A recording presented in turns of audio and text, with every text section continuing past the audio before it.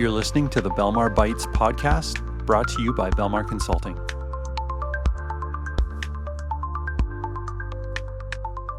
Hey, everybody, welcome back to the podcast. And I am joined again by my colleague, Tom Cadota. Tom, good to see you. How's your day going? Yeah, it's going well. Fantastic. Awesome. Well, we are continuing our series that we are calling Belmar Summer Academy. So think of an education series throughout the summer months to get your Salesforce tuned up and ready for end of year giving, or just learning how to use Salesforce in a better way. If you happen to be watching this at a different time of the year, maybe we're well beyond the end of the calendar year, and you're just wanting to learn more about reports and dashboards. Well, today's the day. You're going to learn about reports and dashboards. So, uh, Tom, in the previous two episodes that we have recorded on this Academy series, we've talked about data hygiene. We've talked about donor stewardship, and all of this is progressively moving us in the direction of getting orgs ready for Giving Tuesday, which falls in December this year. And so, this episode today, we're talking about reports and dashboards, which are, I guess, really the foundational pieces of what Salesforce can give to a customer, and really what enables organizations and leaders and users within these organizations to make decisions and really just utilize the data that they're capturing in Salesforce. So um, maybe I'll kick it over to you. You want to just introduce reports and dashboards. I know you got a few things prepared that you're going to show on the screen, but I guess when you think about Salesforce reports and dashboards, what are we going to be learning about today? Yeah, I think today or in the previous couple of sessions, we focused on data hygiene and making sure you're capturing the right data in the right way. And you can have all this data, and once it's captured in a healthy manner, now it's time to talk about what to do with that data, and that's exactly what kind of reports and dashboards enables you to get out of the system. And I think that, a lot of organizations kind of do the reporting out of a rear view mirror type of fashion. They look at what happened last quarter or wait to the end of the month to reconcile the reports. And they, build out these impact reports based on what they've seen, which is all great. But we want to make sure that the reports and dashboards that you are building give you insights into what's coming ahead as well. So instead of only looking at the rear view mirror, we kind of just want to look out the windshield into what's to come as well. So today we'll be focusing on a couple of key reports, sample reports that I've created, and how a executive dashboard can kind of look like. Cool. Yeah. Well, I love that analogy.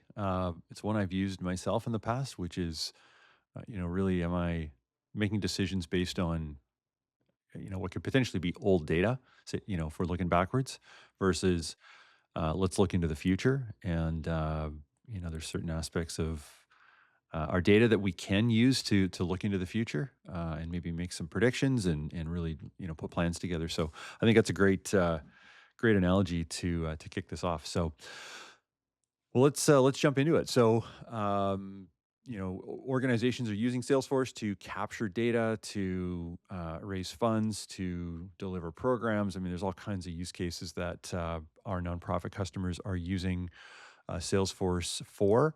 But I think today you've come prepared to talk a little bit more about fundraising, because our theme really is sort of building towards Giving Tuesday.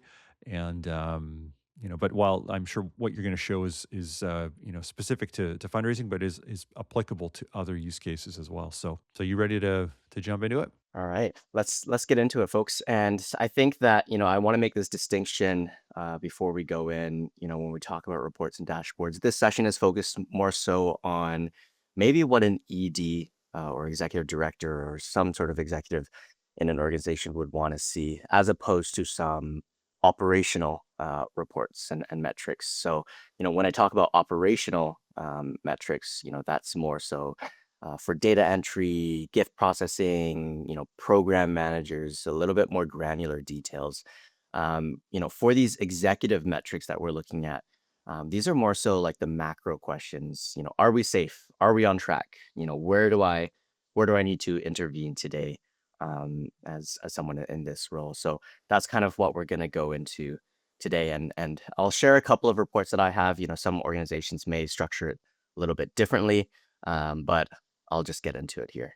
And as you're bringing that up, we've got people who are would listen to this that are new to Salesforce, others that have been using it for a long time, others maybe who have joined an organization that is already using Salesforce and has been using it for some time. So, uh, I guess just to set the groundwork here, uh, reports and dashboards come out of box in Salesforce, and there are a bunch that are pre-configured.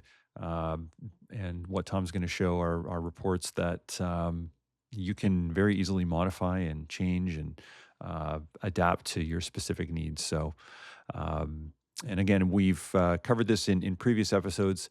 What we're looking at here, may or may not be the exact version of the Salesforce org that you're using. So, these concepts can be extrapolated across different environments and different use cases. But with that, Tom, I'll kick it back over to you and walk us through this dashboard. For sure. Yeah, I just created this executive overview dashboard with two distinct kind of sections on it. Kept it relatively straightforward. We have kind of a more philanthropy focused side on the left-hand side here, and then maybe more on the fund development side on the right-hand side if you're pursuing other revenue sources such as grants, grant opportunities, funding opportunities from foundations, maybe public sector organizations, things like that. Different sides of the organization that you may want to see. And as I mentioned, yeah, this dashboard kind of puts together, 8 specific reports that I have here. And the great thing about, these out of the box um, capabilities is that all of these are all completely interactive. So, on the left-hand side here, if we want to see the donations month by month, we can see that here that, a year ago, we had our highest donation month in was it March, measured against, this reference line, which seems to be around like 600K or so. But, we can expand this and blow this up, and we can drill down into this. If I click it, it drills down into that specific month that we're looking at here. So this one was August 2025, and you can kind of see the details and transactions of that month. And this is, of course, all live data. This is looking back at the past, but just giving you an update of how this kind of functionality works here. And kind of going back into it, there's a couple other reports that you may want to see aside from just how we're doing month to month. Maybe we want to see uh, based on campaign or fund performance. I know you may have restricted versus unrestricted funds, and we may want to see that performance is here. That's one thing that you can do in Salesforce. All transactions can be tied to one or multiple what they call designations in Salesforce, which is essentially specific funds that you may allocate for specific efforts, programs, things like that. And you can detail those out here. I'm going to go into each and every one of these. Maybe not each and every one, but a couple of these. I want to save some time here, Scott. Yeah. Um, Well, let me just jump in with one comment. So, one of the things that we know that our customers do from time to time is they'll take data from Salesforce out into an Excel sheet or a Google sheet or a CSV file because they find it uh, sometimes easier to work with that tool than working with Salesforce. And again, these are sort of my own thoughts. We haven't necessarily quantified this across our customers, but I would tend to think that when an executive or when a user does not have a report that is showing them what they're trying to see or trying to understand, and they don't know how to build that report themselves, they're going to sort of pull this data or pivot the data out into uh, a CSV file. And we've covered this in previous episodes. That, in our opinion, is not a great strategy because as soon as you get that data out of Salesforce, it's now disconnected. It's out of date the moment you export it, and so um, Tom shared off the top here. He built these reports, built these dashboards to reflect uh, data and to really for the purpose of showing this in this podcast. We our encouragement to you is you can build and configure any report in any way that you want. And so, if you don't have the knowledge on how to do that, there's a ton of resources out there. And we just really want to encourage customers to not take data out and build their reports outside of Salesforce. It's doing it in Salesforce is super powerful. And if you don't know how to do it, well, we can help you with that. Or there's a ton of resources online that you can find. So, just wanted to jump in with that because it just pains me to see organizations managing their data in Excel sheets when they've got it in Salesforce and they can, if they know how to where to find the report, how to build the report, how to use the report, they're gonna default to using Salesforce. Oh, 100%. Yeah, right there with you, Scott. Like you can and have the ability to take this data out, of course, and we kind of showed that. On every single report, you can export it into a CSV file, and typically, that's okay if you're maybe bringing something to a board meeting, or want to disseminate this report to your board members that may not have access into your internal Salesforce, but manipulating that data outside of your CRM can prove to create disconnected data and systems there as well. Looking at this, this is a report that I've built a revenue performance by fund here. This kind of stops the loudest voice in the room problem that sometimes you might get. Often, sometimes there may be, uh, you know, uh, an opinion to throw another massive gala because it's fun, and it's great, but maybe it doesn't have a ton of ROI. And things like fund performance or campaign performance can prove that what channels actually drive the mission, and where are funds being allocated to here. So if a specific program effort takes 60% of your staff's time, but only represents 10% of this donut chart. Um, this visual gives your executives the data-backed confidence to make decisions based on where to allocate future funds, and things like that, and you can spend your funding going forward, especially if you have a lot of different restricted funds uh, going going for you. Yeah, no, I was just commenting. I think it's yeah, like you've highlighted the capabilities and some an example of some decision making that can be done from within the data. Tom, maybe you can just give an example of filtering. Like right now, we're looking at uh, data. I don't even know what the parameters are, but just the ability to filter. There's so many ways to do that in Salesforce. So just show us a couple options here. For sure. Yeah. Maybe I'll go into a another one. This one's relatively simple. This was just showing all gift transactions, for all time where, it was actually paid.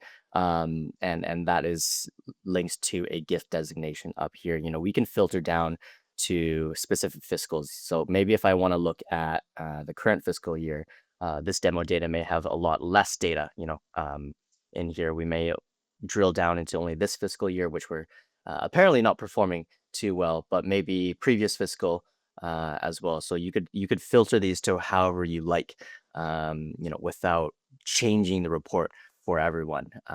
It's pretty easy there. One good example is that we need these specific filters for is when we're looking at the donors last year, but not this year.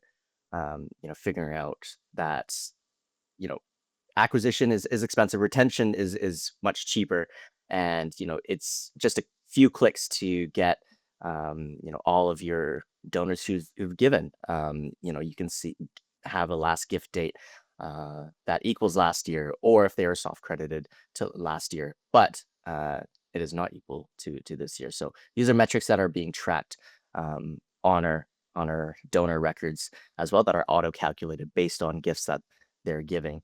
So these are just a couple of uh, pretty easy ways to filter down your data here. Yeah. Well, if I could just chime in for a sec, I mean, a lot of the conversations that I'm having are with the executives within these organizations that we work with.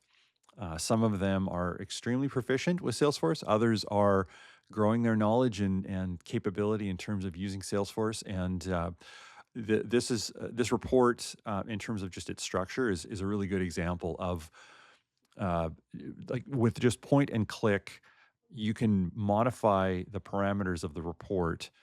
What Tom showed earlier was a date range, but there's an infinite number of options that you can filter on, and so you're not having to go out and create new report after new report to look at the same data in a different way. You just Mhm. use the dynamic filters that Salesforce provides, and you toggle those, on or off, or adjust them in the way that you're wanting to look at that data. And so, again, just another really powerful benefit of using the out of the box tools that Salesforce provides.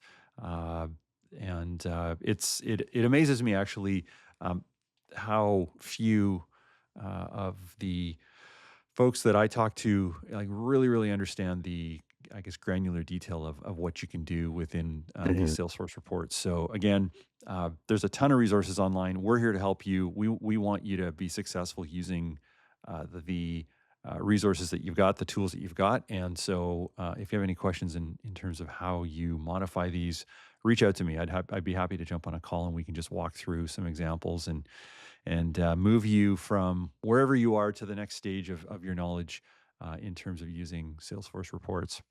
100%. And of course, the EDs usually don't have the administrative knowledge of Salesforce, which is, what we're here for, right? As simple as it may be to build these reports, it does take having some baseline knowledge of what your data and architecture actually looks like and what data you're capturing, and where it is. So that's always an important thing to work with us or work with your system administrator for. Exactly. Cool. Tom, did you have any other reports that you wanted to show? There's a couple of Okay. them, but I think, Okay. it's they get the idea, Yeah. Okay. for Sounds yeah. good. Well, I'll give just one example. And I mean, where we sit now in 2026, we visit less customers maybe in person than we did, back, 2020 and prior. But I still have the privilege of going out and meeting customers in their office, and there's a few that I'm thinking of that when you walk into their office and in what I will call kind of the common space of their office, where all employees uh, would pass by. They have TVs on the wall, and those TVs are not showing the latest news, but they're actually showing the latest Salesforce data through a dashboard. And there's one customer in particular that I'm thinking of who's based in Toronto. I was in their office in the last couple of months, and just standing at the elevator, waiting to go down to another floor.